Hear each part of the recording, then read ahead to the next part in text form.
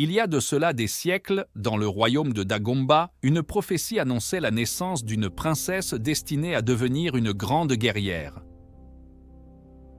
Le roi Nedega, souverain du Dagomba, accueillit avec joie la naissance de sa fille Yenenga. Dès son plus jeune âge, Yenenga montra des aptitudes exceptionnelles pour l'équitation et le maniement des armes. Elle fut entraînée par les meilleurs guerriers du royaume, surpassant rapidement ses instructeurs par son courage et sa détermination. À l'adolescence, Yenenga se révéla être une stratège hors pair et une combattante redoutable. Elle mena ses premières batailles aux côtés des guerriers de son père, défendant le royaume contre les envahisseurs. Sa bravoure et son habileté au combat lui valurent le respect de ses soldats et l'admiration de son peuple. Ces exploits militaires renforcèrent la réputation du Dagomba et consolidèrent la position de son père en tant que roi. Malgré ses succès, Yenenga se sentait entravée par les attentes traditionnelles de son rôle de princesse. Aspirant à une vie d'indépendance et d'aventure, elle décida de quitter le Dagomba. Déguisée en homme pour éviter d'être reconnue, elle s'éloigna de son royaume, traversant des terres inconnues et surmontant de nombreux défis. Son voyage la mena à découvrir de nouvelles cultures et à tisser des alliances inattendues.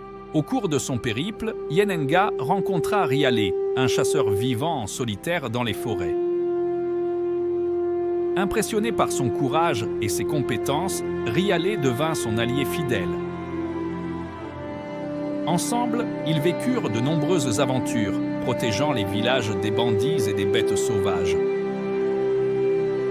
Leur partenariat se transforma en une relation profonde et respectueuse, et finalement en amour.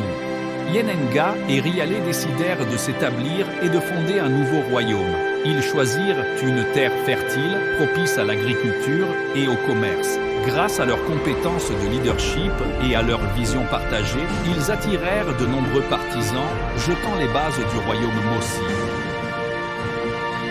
Leur union donna naissance à un fils, Wedraogo, qui devint le premier roi de la dynastie Mossi, perpétuant l'héritage de sa mère.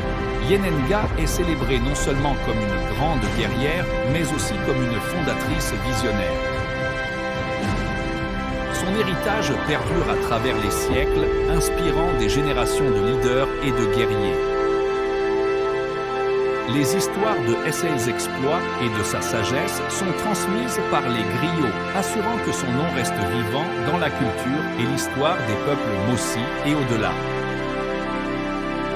Yenenga est un symbole de courage, de détermination et de leadership éclairé, un modèle intemporel pour les générations futures africaines.